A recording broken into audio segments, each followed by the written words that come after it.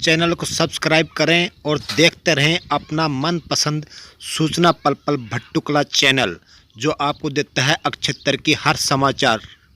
हमारे साथ हैं पूर्व विधायक बलवान सिंह दौलतपुरिया, कांग्रेस के नेता हैं ये। सर, हम आपसे जानकारी लेना चाहेंगे, जो कोरोना काल में सरकार द्वारा स्वास्थ्य सुविधाएं दी गई, इस बारे में आप क्या कहना चाहेंगे?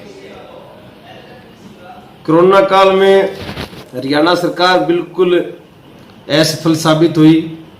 प्रशासन पूरी तरह पंगु हो चुका था। हाँ जी। वैक्सीन तो दूर की बात है, बहुत सी जानें ऑक्सीजन की कमी के कारण भी चली गई। इससे निंदनीय बात कोई और हो नहीं सकती।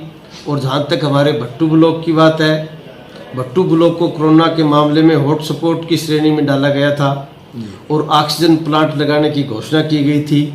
लेकिन आज तक वो घोषणा सिर्फ घोषणा ही है। वहाँ पे एक भी ईंट लगने का या कोई भी उसके अंदर प्रोग्रेस की आज के दिन नील प्रोग्रेस है। अगर सरकार वास्तव में ही कोरोना के प्रति संवेदनशील है तो जो इन्होंने घोषणा की थी, ज़्यादा से ज़्यादा ऑक्सीजन प्लांट लगने चाहिए। प्रत्येक व्यक्ति को वैक्सीनेशन की डोज देनी चाहिए और जो दूसरी सुविधाएं अस्पताल के अंदर, चाहे वेंटिलेटर बेड बढ़ाने की बात हो, चाहे कोई ऑक्सीजन सिलेंडर बढ़ाने की बात हो, चाहे कोई डॉक्टर बढ़ाने की बात हो, सरकार को आज से ही अपने ईमानदारी से प्रयास करने चाहिए हेल्थ के मामले में। क्योंकि जिस तरह से साइंटिस्ट लोगों ने घोषणा की है कि तीसरी वेव भी बहुत जल्दी आने वाली है, अगर तीसरी वेव बहुत जल्दी आ गई तो जिस तरह की हरियाणा सरकार की कार्य प्रणाली है उसको देखते हुए मुझे नहीं लगता कि तीसरी वेव को ये संभाल पाएंगे। कोरोना को लेकर सावधानी के रूप में लोगों को क्या संदेश देना चाहेंगे?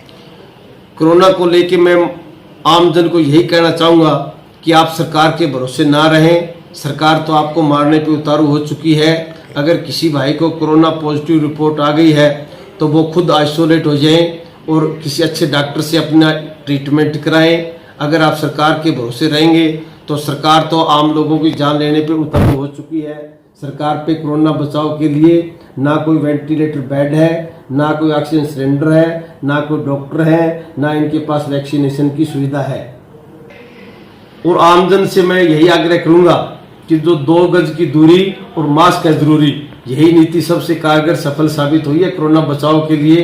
तो सभी आमजन मास्क लगाएं और 2 गज की दूरी बना के रखें। जी। हरियाणा में उपचुनाव भी होने हैं और अभी पंचायती चुनाव को लेकर भी लेट लतीफी चल रही है, तो सरकार की इन जो तैयारियां हैं इनके बारे में क्या कहना चाहेंगे? सरकार जो उपचुनाव के बारे में जो लेट लतीफी चल रही है उससे पता लगता है कि सरकार कहीं ना कहीं चुनाव से घबराई हुई है। चाहे कोई एलनाबाद उपचुनाव की बात हो, चाहे हमारे पंचायती राज संस्थाओं के चुनाव की बात हो। एलनाबाद को 6 महीने होने वाले हैं, सरकार को अब तक घोषणा कर देनी चाहिए। अगर एलनाबाद की जनता जनार्दन को जनप्रतिनिधि मिलेगा तो वहाँ पे विकास कार्य सुचारू रूप से चल पाएंगे। इसलिए सरकार को तुरंत बाई इलेक्शन भी कराना चाहिए।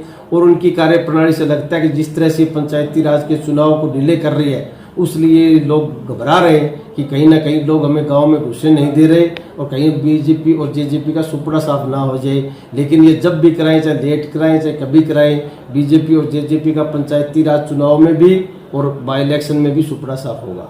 विकास की दृष्टि से गांव में महाग्राम योजना के तहत सरकार एक स्कीम लेकर आई गई थी। उस स्कीम को काफी समय बीत चुके हैं, लेकिन भट्टुकला क्षेत्र आज भी उससे पिछड़ा हुआ है, जबकि इसे स्कीम में लिया गया था। इस योजना के तहत आप महाग्राम के बारे में क्या कहना चाहेंगे, जो महाग्राम स्कीम सरकार की थी? जो सरकार की महाग्राम स्कीम थी, ये स्कीम ऐसी है जो मोदी जी की 100 स्मार्ट सिटी बनाने की स्कीम थी।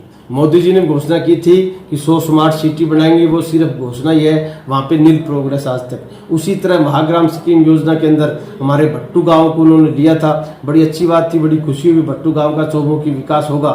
लेकिन महाग्राम स्कीम के अंदर तो भट्टू को ले लिया, लेकिन विकास कार्य के नाम पे कहीं भी 100 रुपये की ग्रांट आज तक इन्होंने जारी नहीं की।